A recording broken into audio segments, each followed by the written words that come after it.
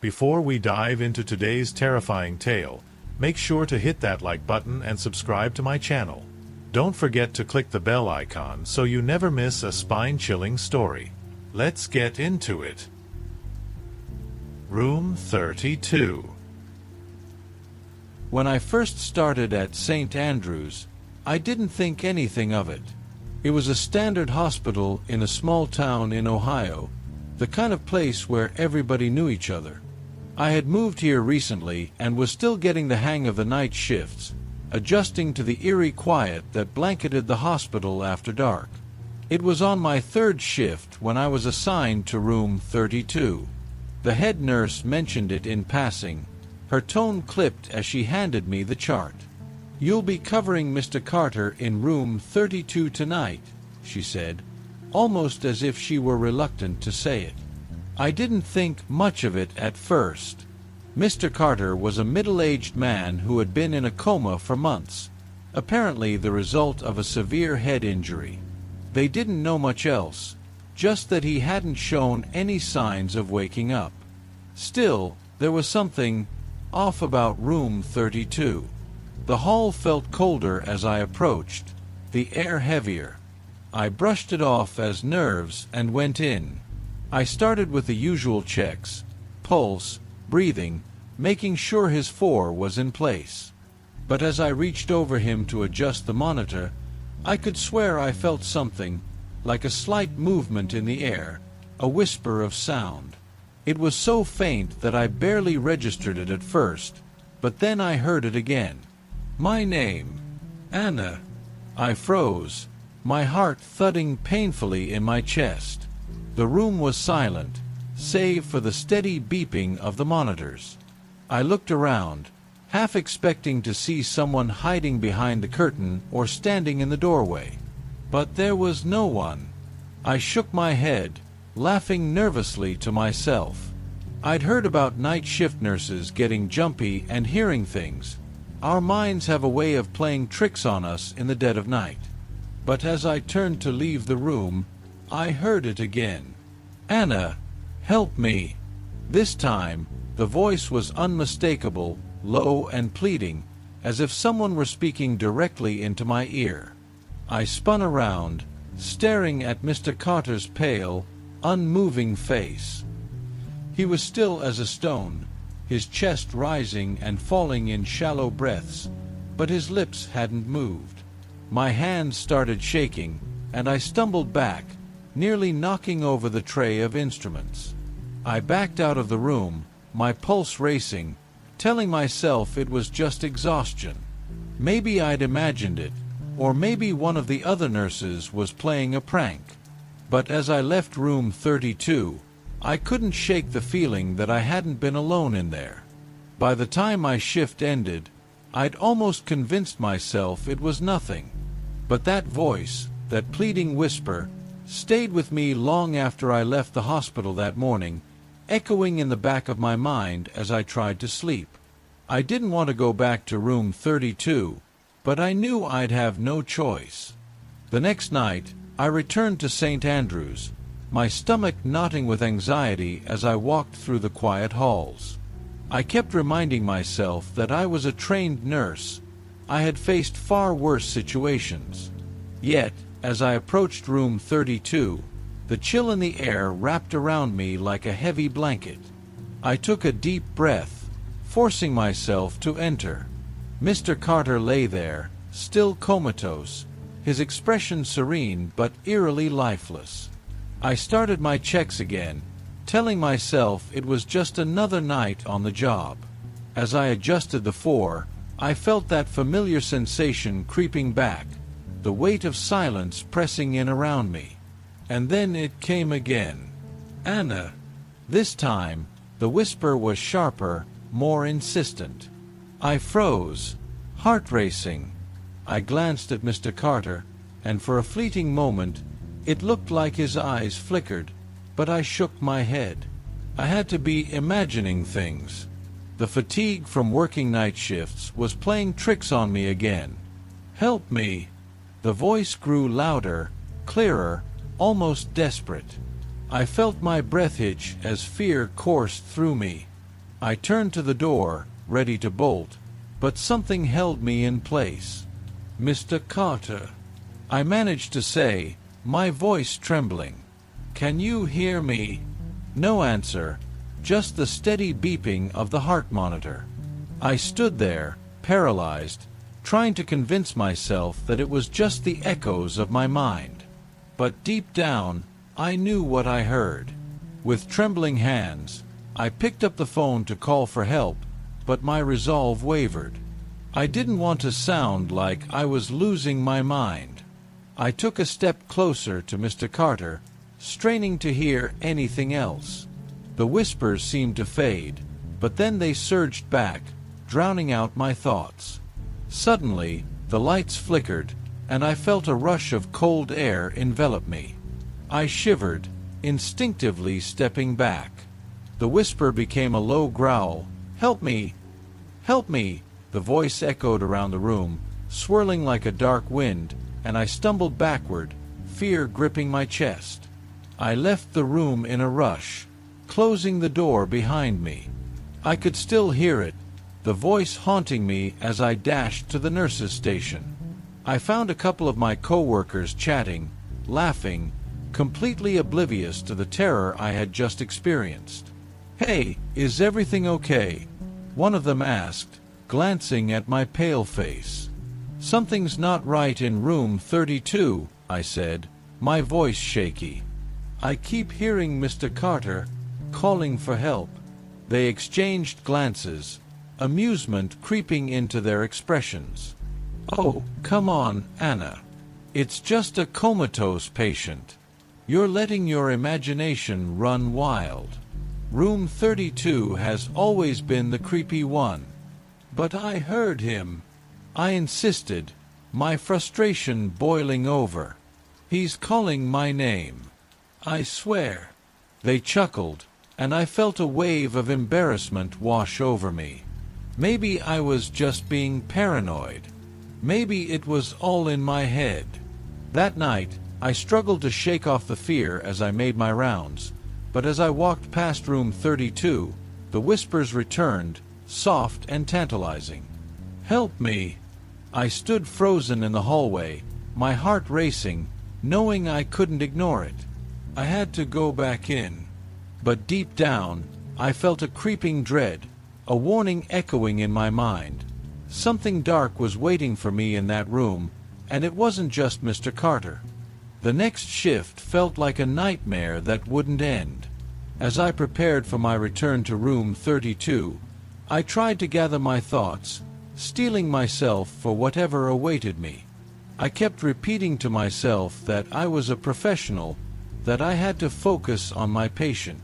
Yet, the gnawing anxiety in my stomach told me otherwise. When I finally stepped into the room, the dim light cast long shadows across the walls, making everything appear distorted. Mr. Carter lay there, unchanged, and I could feel the weight of the silence pressing in around me. But this time, I had a plan. I would confront the voice and find out what was happening. "Mr. Carter," I began, trying to sound more confident than I felt. "If you can hear me, I need you to respond. I'm here to help you." I waited, my heart racing, hoping for some sign of life. But the only sound was the steady beep of the monitor. Just as I was about to lose hope, I heard it again. "Anna." This time, it was softer, almost a caress, but laced with a note of urgency that made my skin crawl. "Help me." I took a deep breath and leaned closer to him. "What do you need help with?" I whispered, half expecting an answer, half preparing for silence. Suddenly, the lights flickered again, and I felt an unnatural chill sweep through the room. I instinctively glanced toward the door, my pulse quickening. I couldn't shake the feeling that I was being watched. The whispers intensified, swirling around me like a dark cloud. "Help me, Anna. Don't leave me." The voice seemed to emanate from every corner of the room, growing louder and more insistent. Panic surged within me. What do you want? What do you need me to do? I cried out, my voice trembling. Just then, the heart monitor blared to life, sending a jolt through me. I turned back to Mr. Carter, and to my shock, I saw his fingers twitch slightly, just a flicker of movement. Mr. Carter, I exclaimed, rushing to his side. Can you hear me? Please, wake up. But as soon as I touched his hand, the movement stopped. The whispers faded to an eerie silence, leaving me feeling hollow and confused. What was happening? I was on the verge of tears, frustration and fear mixing together. I stepped back, breathing heavily. It was then that I noticed the chart on the wall. Scanning through it, I found the records of Mr. Carter's condition. Everything indicated that he was stable, yet his existence felt anything but. It was as if there was a dark secret lurking beneath the surface, one that I was too frightened to uncover. With a deep breath, I made my way to the nurse's station and sought out my supervisor, Mrs. Reynolds. I need to talk to you about room 32, I said, urgency in my voice. Again? Anna, we've talked about this, she replied, exasperated. There's nothing wrong with that room. You're just tired. It's a long night shift. Why don't you take a break? I swear, Mrs. Reynolds, I'm not imagining it. I pleaded.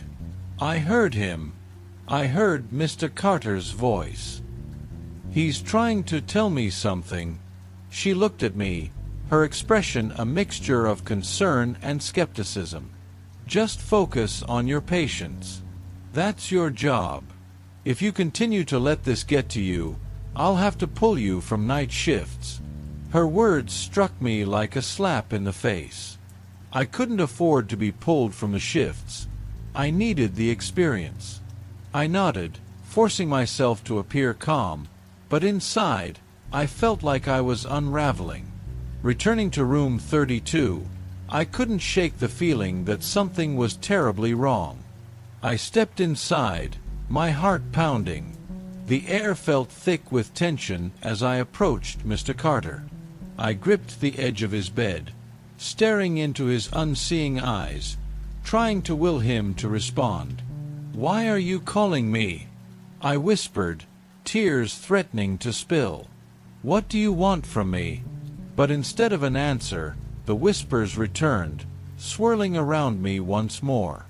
This time, they weren't just pleading, they were accusing. "You should have listened." I staggered back, my breath hitching in my throat. I knew then that I was in way over my head. Whatever was haunting room 32 wasn't just the echoes of a comatose patient. It was something far more sinister, and I was in its grasp. That night, sleep eluded me. I lay in my small apartment, the shadows stretching across the walls like fingers reaching for me. Every creak of the building and every whisper of the wind sent chills down my spine, reminding me of the terrifying events at the hospital. I felt like I was being hunted, and I knew I had to confront whatever dark secret lurked within room 32. When I arrived at St. Andrew's the following evening, I was a bundle of nerves. I steeled myself, determined to uncover the truth. As I approached room 32, the dread pooled in my stomach. But I could not back down now. I had to find out what was going on. As I opened the door, I was met with an oppressive silence. Mr. Carter lay still, his breathing steady but unchanging. The shadows danced across the room, creating an almost hypnotic effect. I took a deep breath, forcing myself to speak. "Mr. Carter," I said, my voice barely above a whisper. "I'm here. I want to help you." No answer. Just the quiet hum of the machinery that surrounded him. I moved closer, my eyes scanning the room, searching for any sign of life beyond his physical form. "I know you can hear me," I continued, desperation creeping into my voice. "Please, tell me what you need." And then, as if summoned by my words, the voice broke through the silence again, clear and chilling. "Anna, help me find the truth." A surge of adrenaline shot through me, but I felt rooted to the spot, unable to move. "What truth?" I asked, my voice quaking. "What are you talking about?" The whispers spiraled around me, swirling in a tempest of despair. "The nurse, the one who came before you, she did something terrible." Panic gripped me. "What did she do?" I demanded, desperation tinged with fear. "Find her. Find the others." Before I could respond, the heart monitor began to beep erratically, the noise echoing in the stillness. I felt a chill wash over me as the lights flickered. I was losing control, and I had to get out of that room. I stumbled back, my heart pounding, and rushed to the nurse's station. "I need to know who was on duty before me in room 32, I said, breathless. My co-workers exchanged glances, their curiosity piqued. "Why?" one asked, her brow furrowed. "Because something is wrong. I can't explain it, but I heard Mr. Carter's voice. He said the last nurse did something terrible." I felt the weight of my words, the reality of what I was suggesting heavy on my shoulders. "Look, Anna, you're really not making any sense," another nurse said. "We all know he's just a patient in a coma. There's nothing supernatural happening here." Frustration bubbled over inside me. "I don't care what you think. I need to know. Please, I need to help him." Reluctantly, one of the nurses pulled up the shift schedule on the computer. "Fine, but you're wasting your time. Here. It looks like Nurse Ellen was on duty for 3 nights before you started." Ellen. I felt a knot form in my stomach as I recalled the stories I'd heard whispered among the staff about her. She had been considered one of the best nurses, but had left suddenly under mysterious circumstances. "Where can I find her?" I asked, my mind racing. "She transferred to another hospital in town. I can't remember the name, but it's not far. You really think this is a good idea?" I didn't respond. I felt a compulsion to find her, to uncover what she knew about room 32. After my shift, I drove to the hospital where Ellen had supposedly transferred. The building loomed before me, an imposing structure that felt charged with energy. My heart raced as I made my way inside, the sterile scent of antiseptic filling my lungs. "Can I help you?" a receptionist asked, her voice bright but flat. "I'm looking for Nurse Ellen," I said, forcing confidence into my tone. "Is she here?" The receptionist raised an eyebrow, skepticism evident on her face.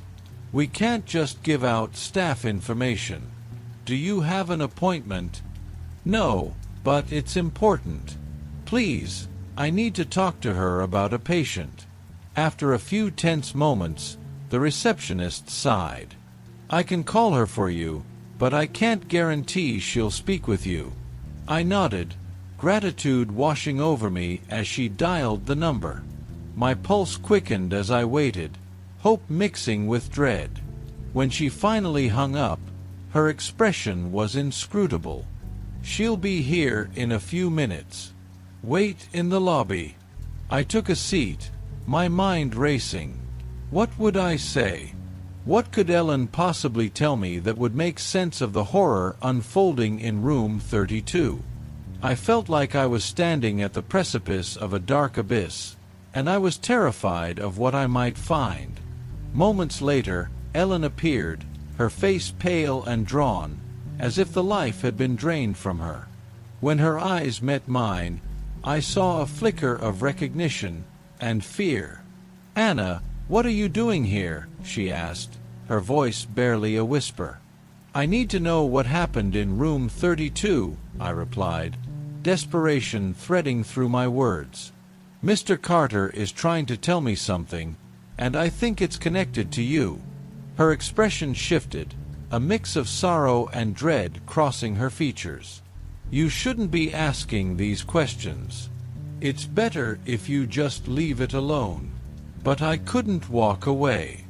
I felt the weight of the darkness closing in around me, and I was determined to uncover the truth, no matter the cost.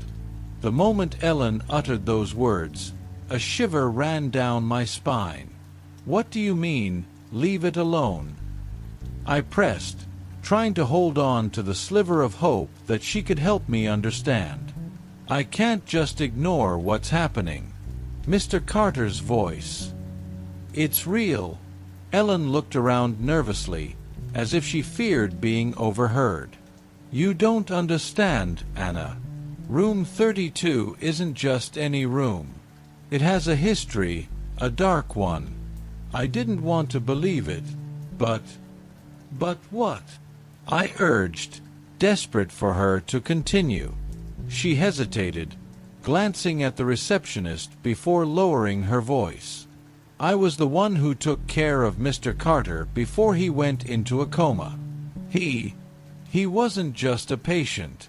He knew things about me, things he shouldn't have known." My heart raced as she spoke. "What do you mean?" He would say my name in the middle of the night, whispering things. At first, I thought it was the stress, but then I realized he was awake somehow, trapped in that body. Ellen's voice trembled, and her hands shook slightly. "Why did you leave?" I asked, my curiosity piqued. I was scared. The voices, they got worse. I started hearing other patients, all of them calling for help, saying they had to escape room 32. She looked me dead in the eyes, the fear palpable. I didn't want to be the next one. I saw things, shadows moving, whispers in the corners. It was as if the room itself was alive, feeding off the despair. The weight of her words pressed down on me.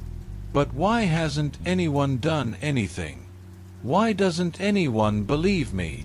"Because no one wants to. The hospital is built on silence. They've swept the dark things under the rug for too long. You're not the first to hear those voices, Anna.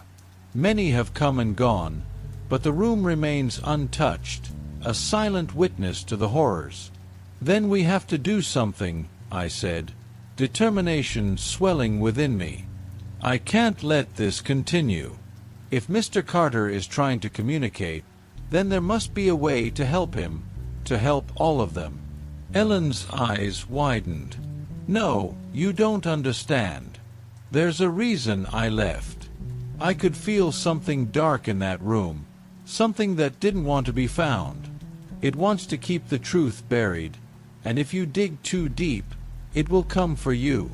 Ignoring her warning, I pressed on. "What do I need to do?" She took a deep breath, her gaze piercing into mine. "If you really want to uncover the truth, you need to return to room 32. But promise me you'll be careful. You have no idea what you might unleash." As she spoke, I felt the familiar chill creeping up my spine, the familiar sensation that I wasn't alone. "I'll be careful, but I have to do this," I replied, a mix of fear and determination fueling my resolve. Later that night, I returned to St. Andrew's Hospital, my heart pounding as I made my way to room 32. The fluorescent lights flickered ominously, casting shadows that danced along the walls. The silence was deafening, broken only by the distant beeping of machines. I opened the door, feeling the rush of cold air wash over me. Mr. Carter lay there, still as ever, but this time the room felt different. There was an electric tension in the air, a sense that something was about to happen. "Mr. Carter," I called softly, stepping closer. "I'm back." I'm here to help you. Please, tell me what you need." The voice echoed back, louder and more insistent than before. "Help me, Anna. I can't escape." Suddenly, the room's temperature dropped. I could see my breath fogging in front of me. The shadows lengthened, twisting and swirling, taking on ominous shapes. Panic surged through me, but I stood my ground. "What do you want me to do?" I shouted, desperate for answers. "Find the truth." "You must find the nurse," he gasped, his voice trembling with urgency. Before I could respond, the lights flickered violently, and I felt an unseen force push against me. I stumbled back, trying to steady myself, but the shadows surged forward, wrapping around my legs like tendrils, pulling me down. "No!" I screamed, fighting against the darkness. "Leave this place," a voice bellowed, echoing from all corners of the room. It was a cacophony of despair, a chorus of lost souls pleading for release. With every ounce of strength, I broke free, rushing toward the door. I could feel the cold breath of the room on my neck, hear the whispers growing louder, more frantic. "You have to help us," they cried. I burst out of the room, slamming the door behind me. My heart raced as I leaned against the wall, gasping for breath. I couldn't go back in there. I had to escape. But as I looked around, I realized the hospital was eerily quiet.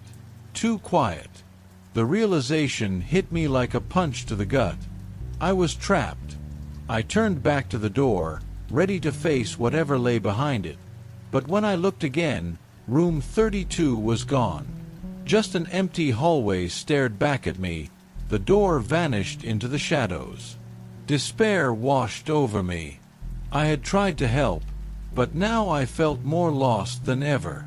As I made my way through the darkened halls, the voices continued to echo in my mind, calling for help, but I knew there was no escaping the truth. I had opened a door I couldn't close, and whatever darkness resided in room 32 was now following me. The Night Nurse. Lying flat on the stiff hospital bed, I was finally dozing off, feeling the exhaustion of my surgery settle in. St. Augustine Hospital was silent, almost unsettlingly so, with only the hum of machines and the occasional footsteps echoing down the hallway. It was my third night in room 309, and I had finally stopped counting the hours until sunrise, convinced I'd finally get some rest. But somewhere deep into the night, a strange prickling chill crept over me, like a presence hovering close by. The feeling was too intense to ignore, pulling me abruptly out of my sleep. When I opened my eyes, she was there. A nurse stood silently at the side of my bed, inches from me. Her uniform was strange, almost outdated, with an old-fashioned cap and a dark dress that looked nothing like the scrubs I'd seen on the other nurses. Her face was expressionless, her eyes fixed on me without blinking, almost as if she were studying me. I wanted to say something, ask her what she was doing there or if she needed something, but my voice wouldn't come. I could barely move, paralyzed in a way I couldn't understand.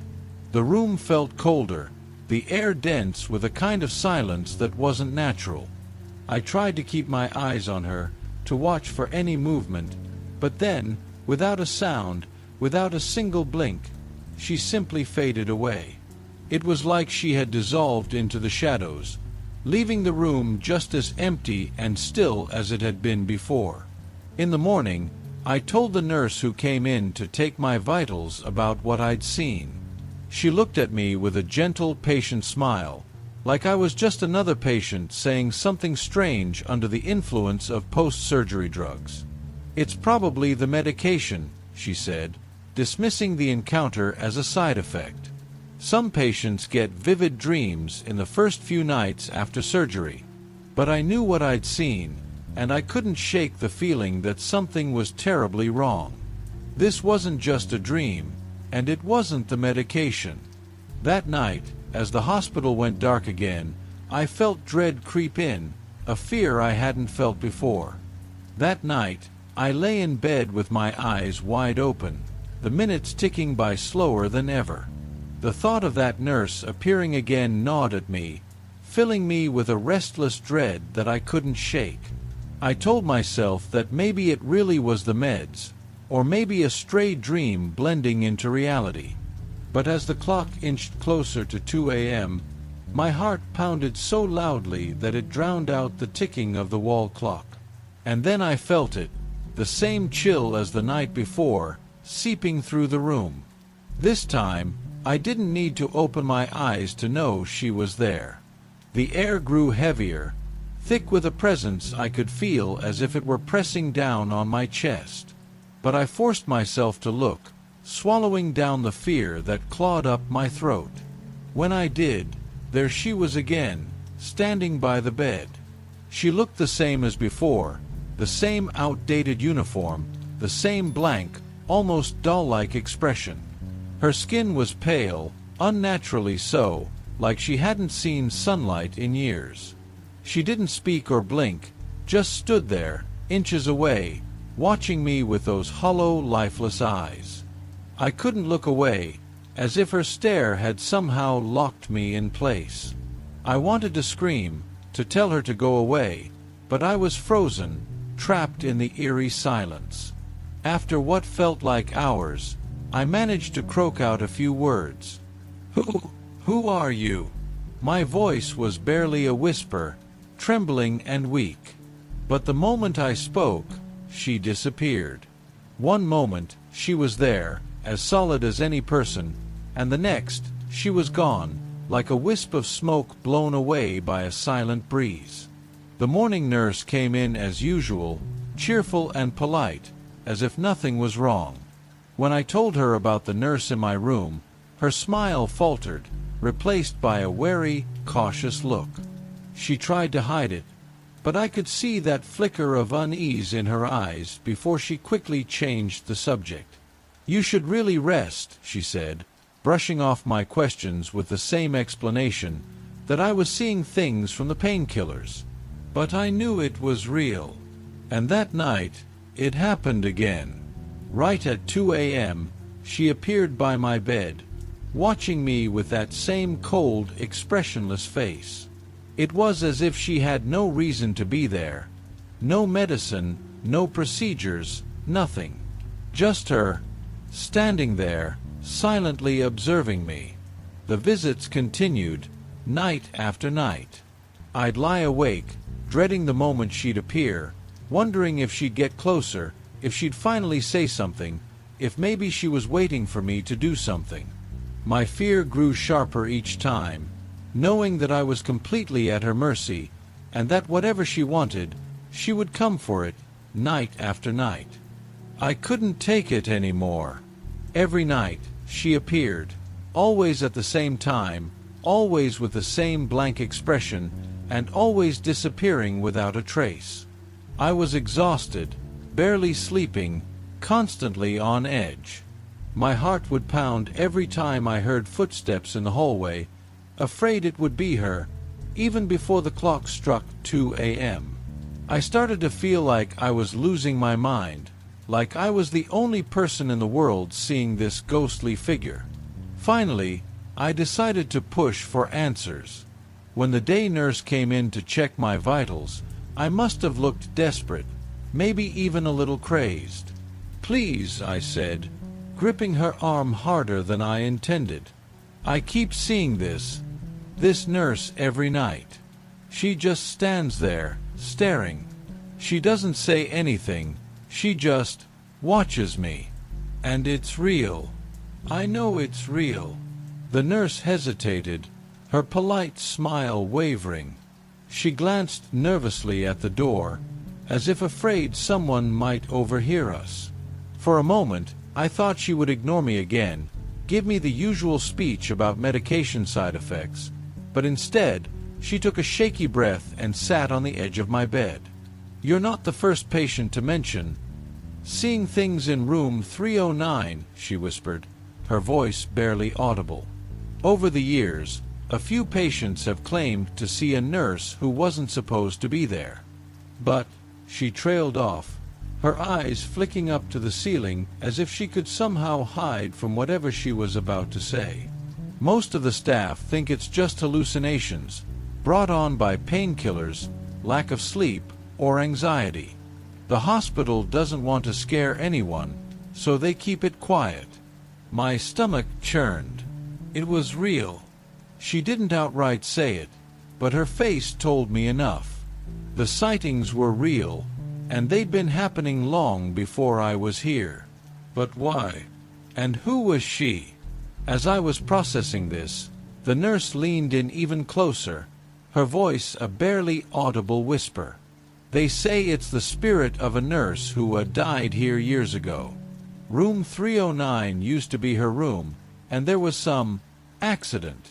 No one knows exactly what happened, but there are rumors.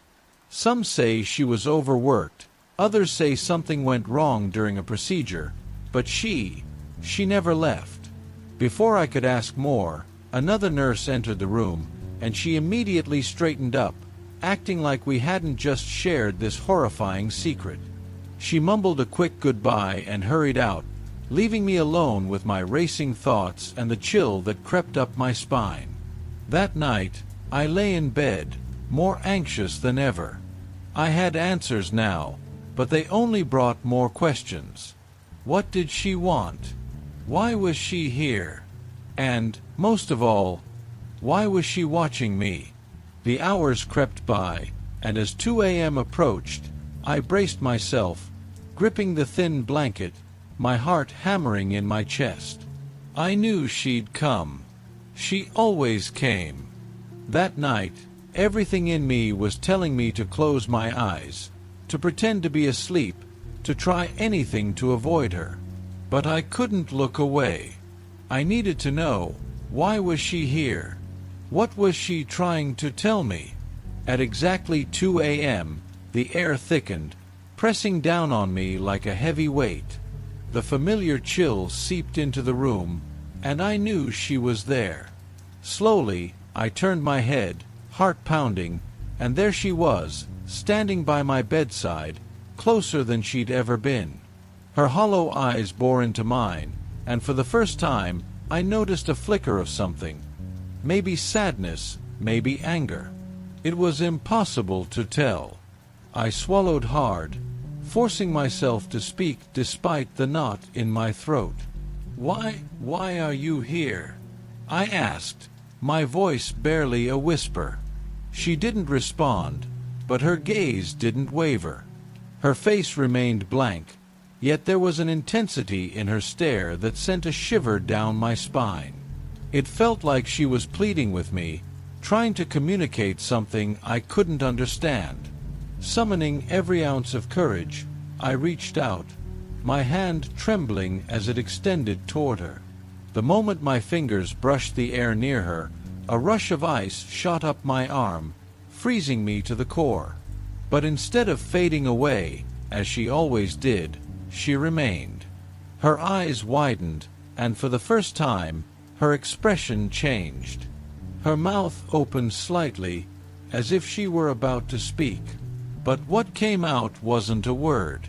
It was a sound, a low, strangled whisper, barely audible but filled with desperation. I leaned closer, straining to hear. "Help me." The words sent a shock through me. Help her? How could I help her? She was just a shadow, a fragment from another time.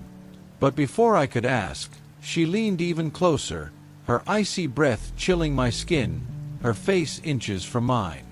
"Asterisk, don't let them forget." "Asterisk," she whispered, and just as quickly as she'd spoken, she began to fade, her form dissolving like mist in the morning light. I reached out, desperate to keep her there, but she slipped through my fingers, vanishing into the shadows. The room felt suddenly empty, colder than before. I lay there, breathless and shaken, replaying her words over and over in my mind. Don't let them forget, but forget what? Who was she, really, and what had happened to her? It was clear she was trapped, bound to this place for reasons I still couldn't understand. But one thing was certain: she was here for a reason, and she needed me to uncover it. The next morning, I couldn't shake her words. Asterisk, don't let them forget. Asterisk, they echoed in my mind as I lay there, staring up at the ceiling, wondering what secrets this hospital had buried, and why she had chosen me to unravel them. I started asking the nurses subtle questions, fishing for details about past staff or strange stories in the hospital's history. Most of them brushed me off or gave polite smiles, treating me like I was just a restless patient with too much time on his hands. But eventually, one of the older aides, a woman named Carol, let something slip when I mentioned room 309. "Room 309, she whispered, glancing around nervously as if even the walls could hear. "That used to be part of the older wing, the one they shut down years ago. I remember a nurse named Margaret worked here, but that was ages ago." When I pressed her further, Carol's expression grew darker, and she reluctantly shared the story. Margaret had been a young nurse, hard-working and dedicated, but constantly overburdened with too many shifts, too many patients, and no support. She had been working alone one night when she passed out from exhaustion and was found dead in room 309 the next morning. Officially, they said it was heart failure, but Carol shook her head, her eyes filled with something that looked like regret. "They didn't even give her a proper memorial," she said quietly. "The hospital moved on as if she'd never existed, like she was just another fixture here. Forgotten." A knot formed in my stomach. I was beginning to understand. Margaret had been overworked, dismissed, forgotten by the very people she dedicated her life to helping. And somehow, her spirit lingered, bound to this room, her tragedy lost in the hospital's history. Don't let them forget. That night, as 2 a.m. approached, I prepared myself. I turned off the light and sat up, determined to face her once and for all. The familiar chill seeped into the room, and she appeared, standing at the edge of my bed, her hollow eyes staring straight through me. But this time, I didn't look away. I met her gaze and spoke softly, hoping she could sense my sincerity. "I know who you are, Margaret," I said, my voice trembling but steady. "I won't let them forget you. I promise." Her expression softened, just slightly, and for the first time, I saw a glimmer of peace in her cold, unblinking eyes. She remained there for a moment, then slowly faded, her figure dissolving into the darkness. This time, I felt a strange calm as she disappeared, as if her presence had finally lifted. The next day, I called the hospital's administrative office and made sure Margaret's story was shared. I pushed for her to be remembered, not as a forgotten casualty of long shifts, but as a dedicated nurse who had given her life to her patients. Over time, I heard that the staff had started telling her story, sharing it as a warning about the dangers of overwork, but also as a tribute to her dedication. Since then, I haven't seen Margaret, not in my room, not in my dreams, not in the hospital halls. I think, maybe, that she's finally found peace. And as I left room 309 for the last time, I felt her absence, a silence that was no longer haunting, but freeing. And though she may be gone, I know her story will live on. Spirit Watch. I had just started my shift at St. Mark's Hospital, a place that felt like it had been frozen in time. The long, echoing halls were dimly lit, and the flickering fluorescent lights cast unsettling shadows on the walls. As a new nurse, I was eager to prove myself, but I quickly learned that this hospital was steeped in eerie tales, particularly about the basement. During a break, I overheard a couple of veteran nurses huddled together in the break room, their voices low and tinged with fear. "You hear about the basement?" one of them whispered, glancing over her shoulder as if the walls themselves might be listening. "Never go down there at night. Trust me." "Yeah, it's not just old equipment and storage," the other nurse added. "They say strange things happen down there. People have heard voices, crying, and those who went down, well, they don't come back the same." I rolled my eyes, brushing off their words as ghost stories meant to scare the newbies. I was a nurse, not a child afraid of the dark. Yet, I couldn't shake the chill that crept down my spine as they spoke.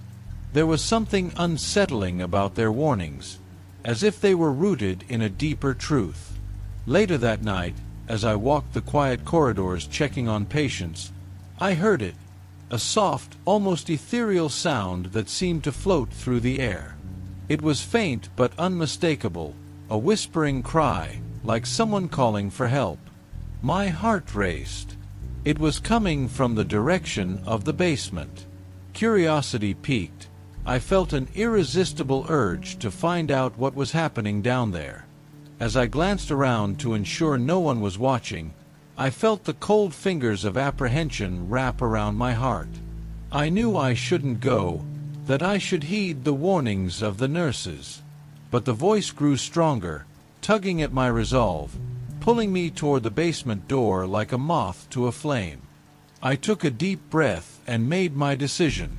If I was going to work in this place, I needed to confront whatever haunted its depths. I'd just take a quick look. What could possibly go wrong? With that thought echoing in my mind, I steeled myself and descended the creaky staircase into the darkness below. Little did I know that my curiosity would lead me into a nightmare I could never have imagined. As I descended the narrow staircase, the air grew thick and heavy, suffocating in its stillness. Each step echoed in the silence, and I could almost hear my heart pounding in my ears. The flickering lights above cast erratic shadows, playing tricks on my mind as I imagined figures lurking just out of sight. When I reached the bottom, I was greeted by a long, dimly lit corridor. The smell of dampness and decay hung in the air, mingling with the faint metallic scent of something I couldn't quite place. I hesitated for a moment, glancing back at the stairs, wondering if I should turn back. But that whisper, the soft, desperate plea, pulled at me, urging me deeper into the shadows. I walked slowly, each footfall a reluctant step toward the unknown. As I moved further along the corridor, I noticed old medical equipment and forgotten boxes lined the walls, remnants of a past that felt more like a graveyard than a storage area. My pulse quickened as I caught glimpses of old photographs and charts, their edges yellowed with time. It was as if I had stepped into a world that had been abandoned, left to rot in the darkness. Then I heard it again. The cry. It was louder now, a heart-wrenching sound that sent chills down my spine. "Help, please." The voice was unmistakably human, yet it seemed to echo from the very walls themselves. I pressed on, driven by a mix of fear and determination. The corridor opened up into a larger room, and as I stepped inside, my breath caught in my throat. The space was filled with shadows, but the flickering lights revealed figures moving about. Nurses, their faces pale and expressionless, dressed in scrubs that looked eerily familiar. They were going about their tasks with robotic precision, tending to beds that were long abandoned. "Excuse me," I called out, my voice trembling as I stepped further into the room. But the nurses didn't acknowledge me. They moved like phantoms, their eyes fixed on their work, as if I were invisible. Panic clawed at my chest. What was happening? Why were they here, and why wouldn't they respond to me? I could feel the atmosphere shifting, thickening with a sense of dread. "Hello." I tried again, my voice rising. "Can you hear me?" Still, there was no answer. The air was heavy with an oppressive silence, broken only by the whispers of their movements and the distant echoes of my own heartbeat. Suddenly, a cold draft swept through the room, sending a shiver down my spine. The lights flickered violently, plunging the room into darkness for a brief moment. I gasped, my heart racing as I scanned the area, searching for some sign of life, some explanation for the nightmarish scene unfolding before me. As the light stabilized, I realized with a growing horror that the nurses were no longer tending to patients or organizing equipment. They were staring at me, their hollow eyes filled with an emptiness that chilled me to the core. "You shouldn't be here," one of them whispered, her voice barely audible over the oppressive silence. I took a step back, feeling the weight of their gaze upon me, and a surge of fear coursed through me. I wanted to flee, to escape the room and the basement entirely. But as I turned to leave, the door slammed shut behind me, trapping me in this waking nightmare.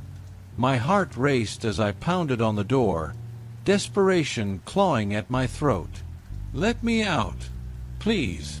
The echoes of my voice reverberated off the walls, but there was no response, only the haunting silence that enveloped me. I turned back to face the nurses, who had all gathered closer, their expressions unreadable and unsettling. "What do you want from me?" I shouted, feeling a wave of panic wash over me. They didn't move, they just stood there, their faces pale and gaunt. It was as if they were waiting for something, or someone. "Help us," one of the nurses finally spoke, her voice a mere whisper that sent chills down my spine. "You have to help us." "Help you? How?" I stammered, my voice trembling. "You're not even real. You're just shadows of what used to be." I couldn't comprehend what was happening. Were they ghosts? Trapped souls?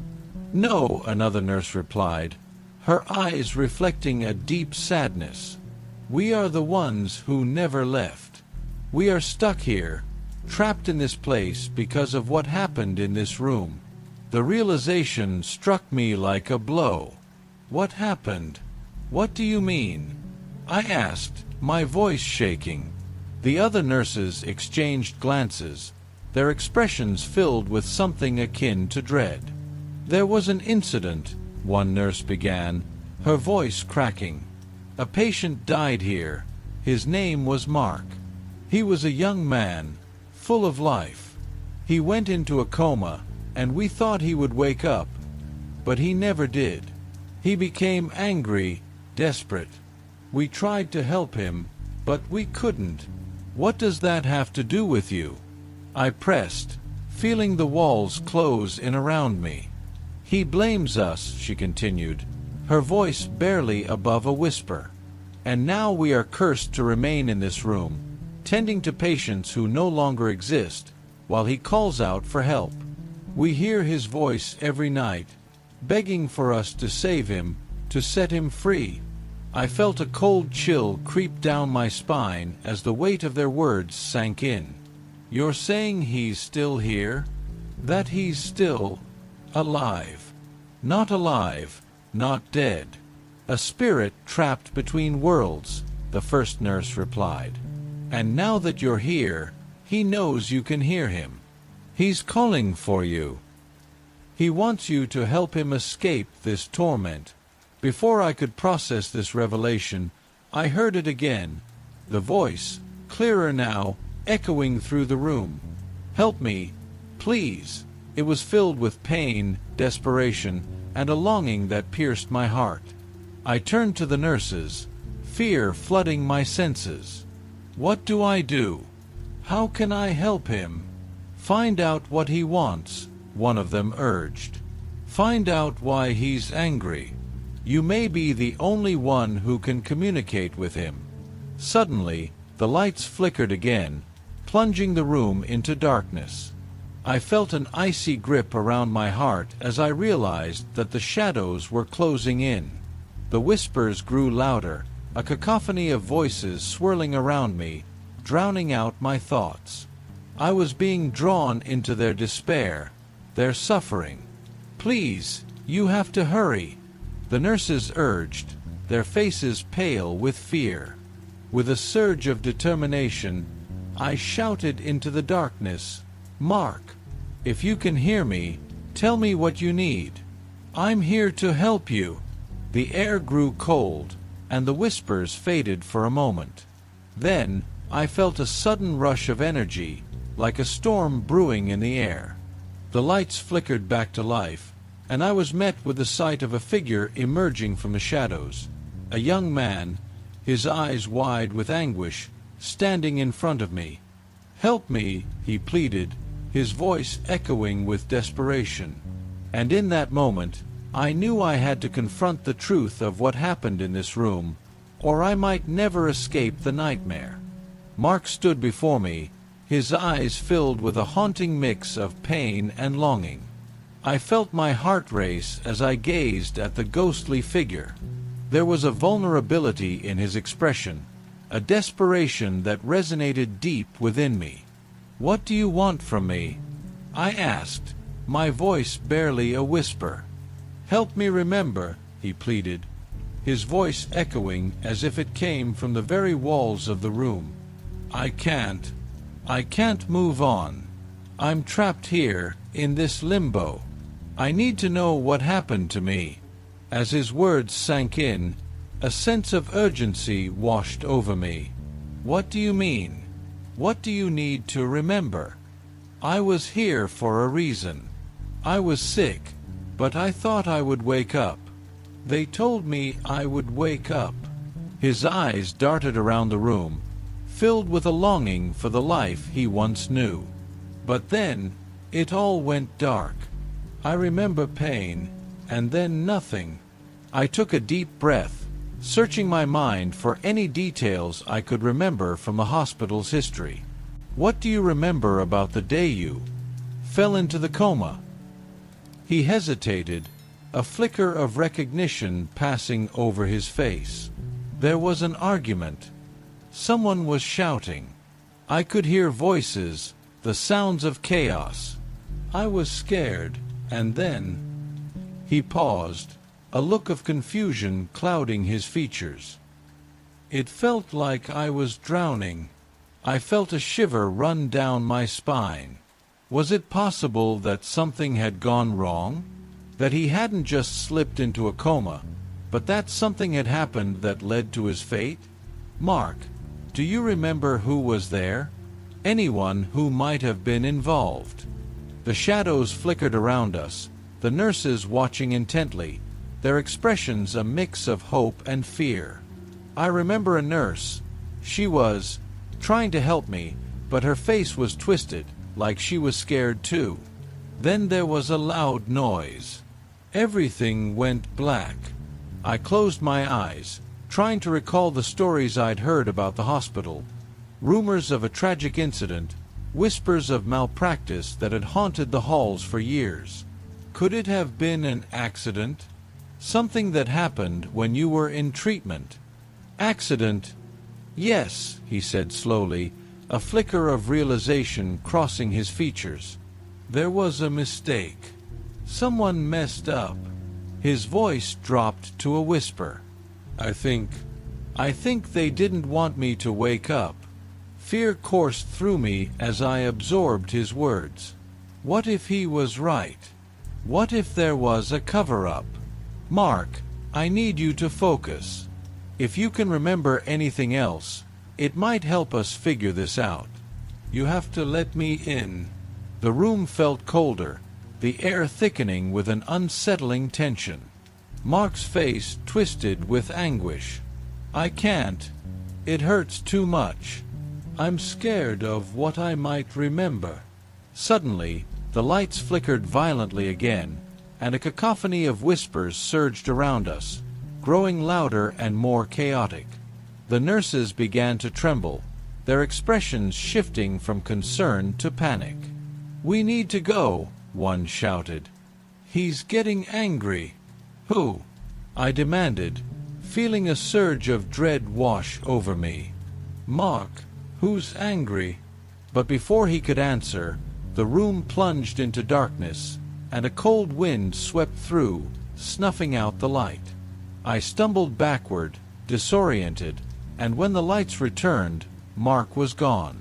The nurses were panicking, their eyes wide with fear. "We have to leave now," one cried, grabbing my arm and pulling me toward the door. "What happened to Mark?" I yelled, my heart pounding.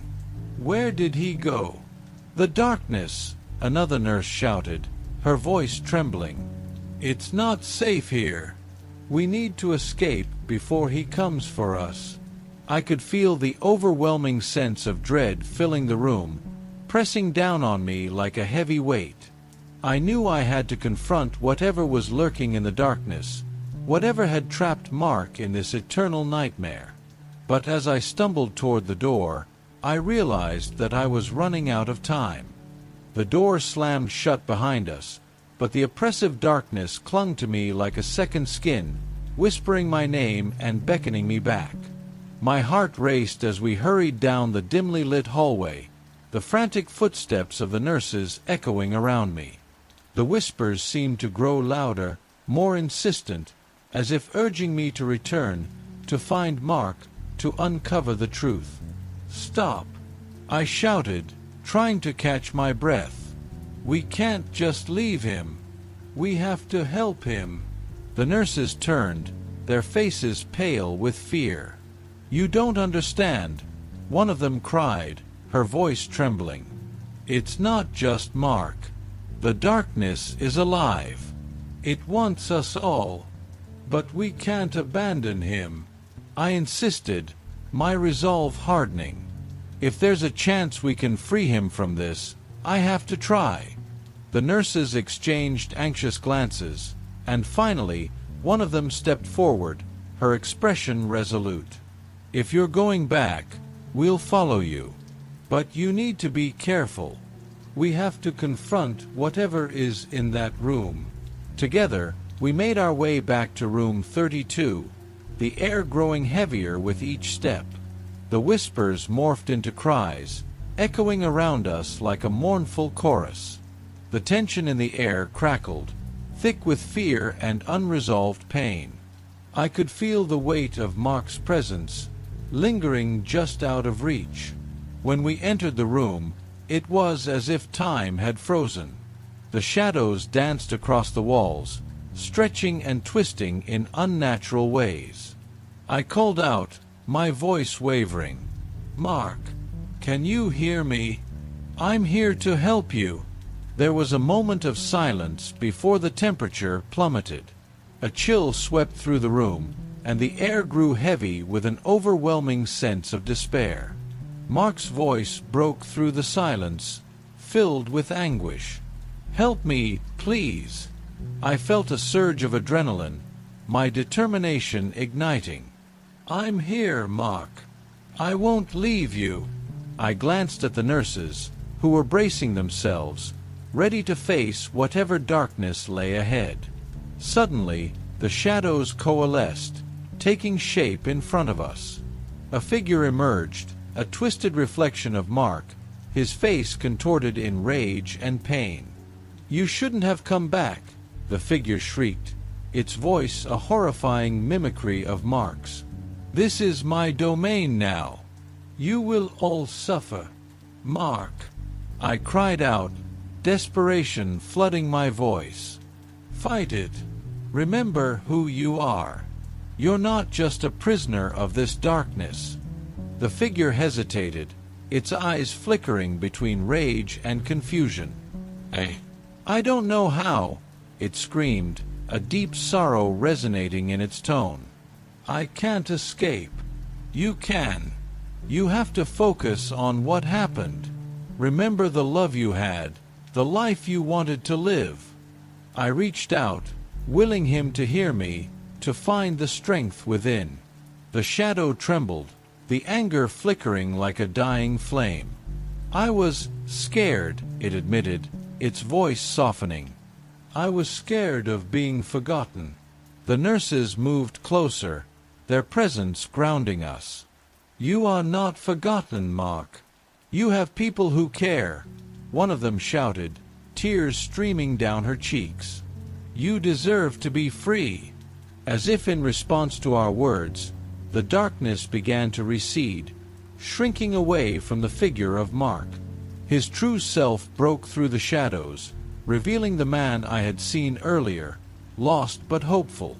"I remember," he shouted, his voice gaining strength. "I remember the light. I want to live." With that, a brilliant light burst forth from Mark, illuminating the room and banishing the shadows. The figure collapsed to the floor, writhing in agony as the darkness disintegrated around us. "No, you can't leave me," it howled, but Mark's light grew brighter, enveloping him in warmth and love. "Let go," Mark shouted, and in that moment, I felt the overwhelming presence of loss and pain lift from the room. The shadows dissolved, and silence fell. As the light faded, Mark stood there, restored but transformed, his eyes shimmering with gratitude. "Thank you," he breathed, a smile breaking through the remnants of despair. "You saved me." The nurses and I stood together, tears of relief streaming down our faces. We had faced the darkness, confronted our fears, and together we had triumphed. As I walked out of room 32, I knew that I would never forget the experience, the haunting beauty of facing the darkness head-on. It wasn't just about fear, it was about the power of connection, the importance of love, and the strength to find light even in the deepest shadows.